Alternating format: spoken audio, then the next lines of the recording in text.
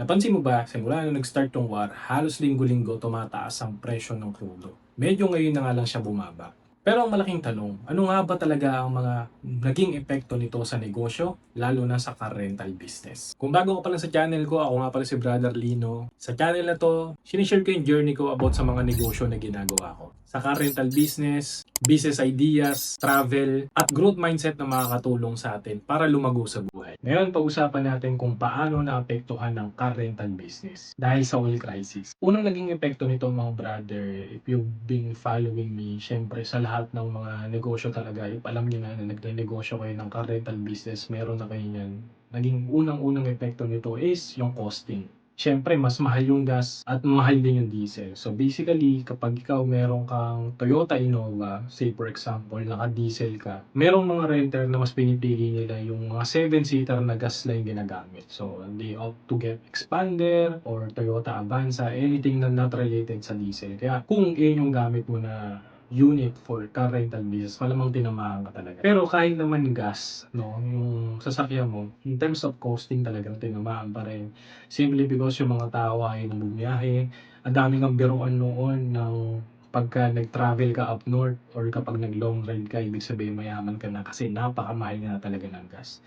And this is just a realization that this business, hindi tayo kagaya ng iba na crisis-proof tayo when it comes to oil. So talagang tinamaan tayo at naging factor din yan na humina yung mga pag-accept natin ng car rental. Not unless meron talaga tayong client na kailangan din nila yung unit natin, sasakyan natin for their business. Kagaya ko, meron din akong mga client before na ganun.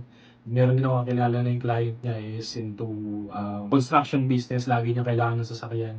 Kaya kahit gano'n is hindi pa rin naapektuhan ng masyado yung business niya. Kaya hindi rin sila tinamaan is simply because meron nga silang loyal na customer. So effect number 2, yung pricing strategy. Since siyempre mataas nga yung gas, wala nang gustong bumiyahe, no? Tapos ikaw may unit ka, nakatambay lang naman dyan. Possible lang ginawa mo at naapektuhan ka din yan for sure kung nagpaparenta ka. Malamang ginawa mo, binabaan mo yung presyo ng car rental mo just so meron lang mag-rent ng sasakyan mo para lang merong kumuha. Maganda naman yan, pero in the long term, no? Kasi kahit naman ibaba mo ang pricing ng rent ng sasakyan mo, parang nangyayari kasi ikaw lang yung sumasalo nung tama ng crisis eh. Kumbaga, oo nga, nakuha nga nila ng mas mababa, tapos may panggas naman sila yung gumagamit. Pero yung maintenance mo, same pa rin naman. Yung gagastusin mo, same pa rin naman. PMS mo pa rin. Kaya ako hindi ko yung ginawa. Pag may mga ganun, hindi ko binaba yung presyo ng sasakyan just so makakuha ng client. Ang ginagawa ko is same price at meron pang time na nagtaas ako pero mas ginalingan ko yung sa servicing strategy para naman kahit paano no, maintindihan nila kung bakit tayo nagtataas ng rental ng sasakyan. So, isa yun sa mga tinamaan kung meron kang car rental business. So, yung pricing strategy. So, effect number 3, yung demand. So, syempre, taas nga ng crisis, no? Taas nga ng crudo. Yung mga tao na gustong magbakasyon dati nung summer pa lang, kasi last year, ang lakas talaga nung summer, halos hindi mo na halos hindi mo na makikita yung sasakyan mo kung nagpaparenta ka. Pero this year talagang naramdaman natin na maraming tao talaga nagtitipid, ayaw gumala, ayaw lumabas.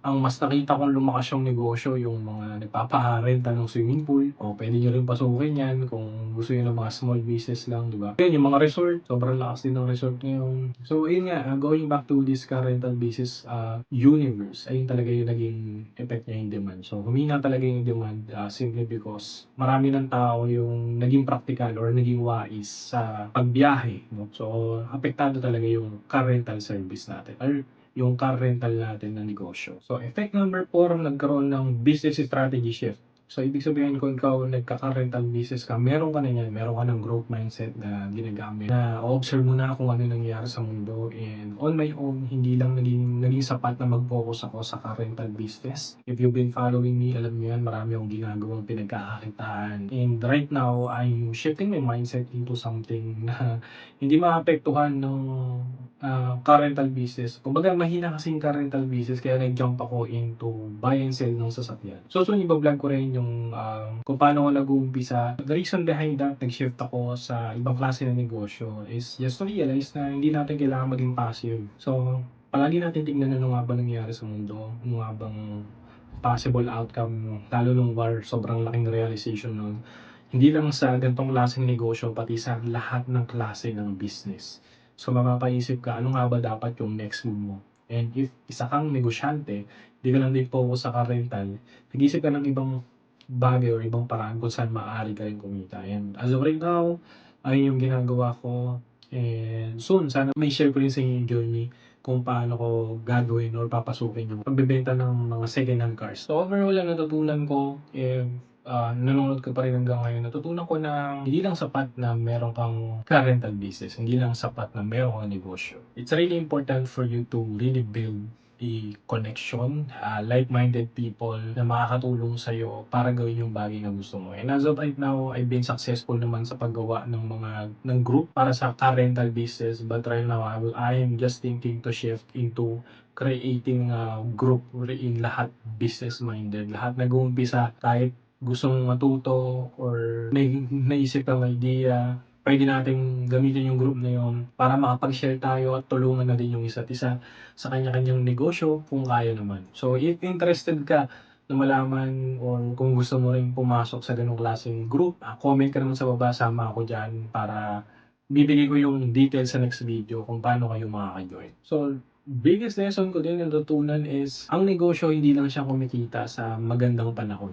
Mas nasusubok din siya sa kung gaano kagrabe yung sitwasyon. Kagaya nung sa oil crisis nung nakaraan, di ba? Kung doon lang ako nagre-rely, siguro talagang grabe yung impact nun sa buhay ko. But since I'm into growth mindset, gusto ko talaga marami akong tinatry na paiba-iba. Subok lang ng subok hanggang sa tumama tayo at makachamba sa pagnenegosyo, di ba? Natutunan ko na kung marunong ka mag-adjust, doon ka magle-level up. Pero sa tingin nyo, no, kung nagtuloy-tuloy itong oil crisis, worth it pa rin nga bang subukan ang pagkaka-rental business? Gusto kong iwan sa inyo yung tanong na yun, ayoko yung manggaling sa akin. Pero comment down below para may pag-usapan tayo. So yun lang, thank you so much for watching this video. I hope nakapagbigay pa rin ako ng value sa inyo. And if hindi naman masyadong mabigat, no, kindly click subscribe and like button para naman matulungan nyo akong tulungan kayong bigyan ng informasyon about sa pagnenegosyo sa car rental business at sa mga startup na negosyo. So yun lang.